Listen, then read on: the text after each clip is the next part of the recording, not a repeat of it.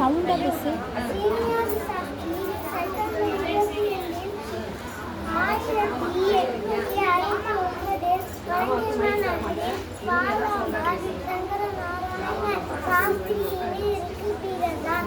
Shastri Salem municipal கல்லூரியில் ஆசிரியர் பணியில் சேர்ந்து 9 ஆண்டுகள் பணியாற்றினார். சீனிவாச சாஸ்திரி கூடுதல் இயக்கத்தின் முன்னோடிகளில் ஒருவர்.